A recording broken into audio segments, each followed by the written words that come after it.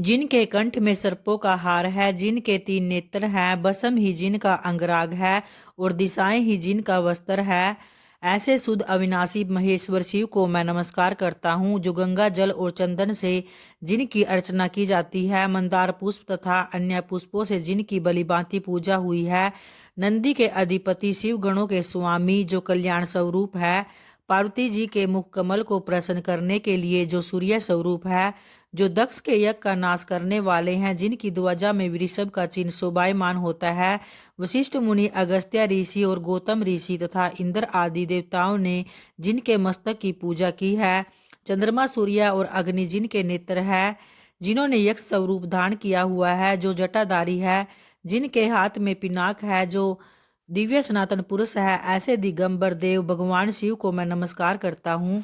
जय महाकाल। आप सभी का आपके अपने सुनीता भक्ति चैनल में हार्दिक स्वागत है। भगवान भोलेनाथ और माता पार्वती जी की कृपा आप सभी भक्तजनों पर बनी रहे। तो दोस्तों, आज है 30 जनवरी 2026 और दिन है शुक्रवार का।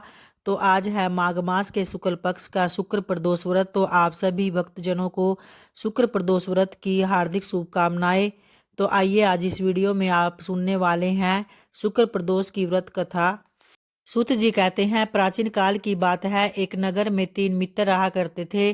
तीनों में बड़ी ही घनिष्ठ मित्रता थी। उनमें से एक राजकुमार था और दूसरा ब्राह्मण का पुत्र, तीसरा सेठ का पुत्र था। राजकुमार व ब्राह्मण का पुत्र का विवाह हो चुका था। सेठ पुत्र के विवाह के बाद गोना नहीं हुआ था। तो एक दिन तीनों मित्र आपस में स्त्रियों की चर्चा कर रहे थे।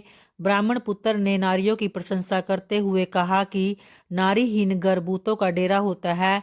तो सेठ पुत्र ने यह वचन सुनकर अपनी पत्नी लाने का तुरंत निश्चय किया और सेठ पुत्र अपने घर गया और माता पिता से अपना निश्चय बतलाया।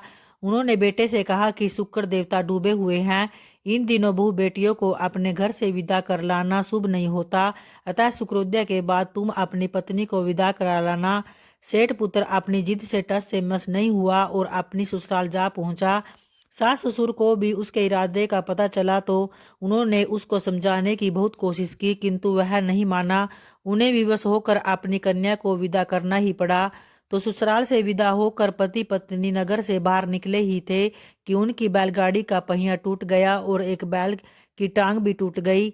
पत्नी को भी काफी चोट आई। तो सेठ पुत्र ने आगे चलने का प्रयत्न जारी रखा और तभी डाकुओं से उसकी भेंट हो गई और वे धन लूट कर ले गए। सेठ पुत्र पत्नी सहित रोता पीटता अपने घर पहुंचा तो जाते ही उसे सांप ने डस लिया।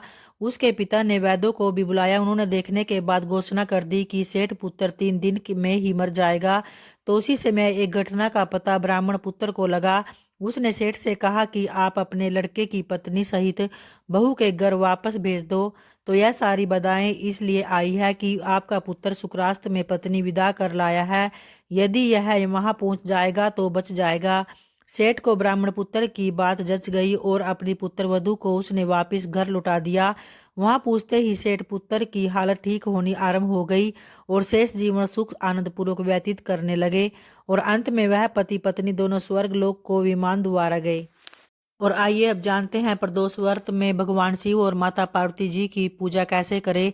तो इस दिन व्रती को सुबह स्नान करने के पश्चात अपने व्रत का संकल्प लेना चाहिए। फिर भगवान शिव को और माता पार्वती को पंचामृत से अभिषेक करे। शिवलिंग पर बेल पत्तर, फूल, धतूरा चढ़ाए और शाम को भी प्रदोष काल में पुनः पूजा कर आरती उतारे और कथा का श्रवण करे। यह व्रत महादेव जी की कृपा पाने का और कष्ट दूर करने के लिए अत्यंत फलदायी माना जाता है। और माता को श्रृंगार सामग्री अर्पित करे और श्रृंगार सामग्री में माता पार्वती जी को सिंदूर अवश्य अर्पित करे।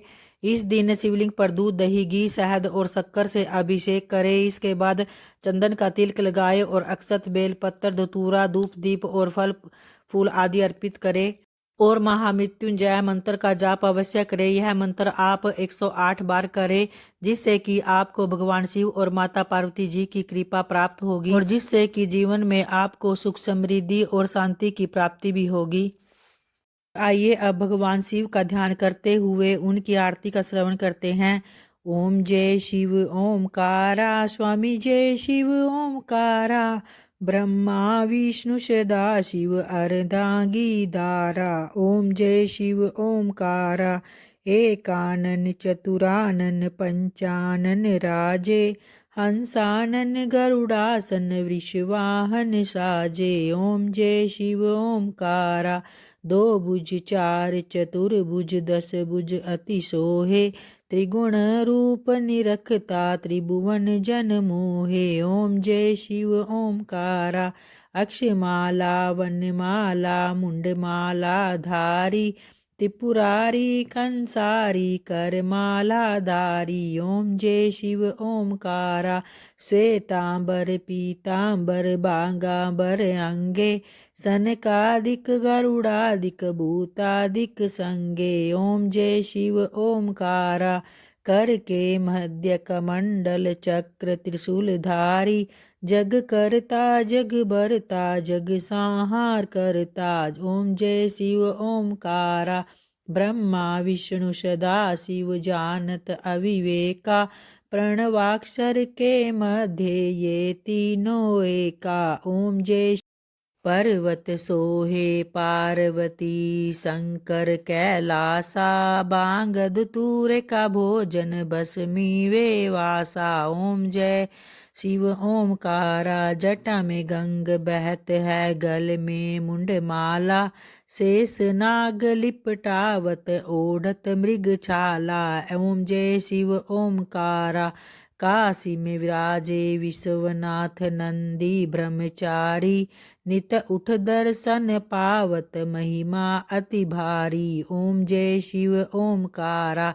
त्रिगुण स्वामी जी की आरती जो कोई नर गावे, कहत शिवानंद स्वामी मन वांछित फल पावे। ओम जय शिव ओमकारा।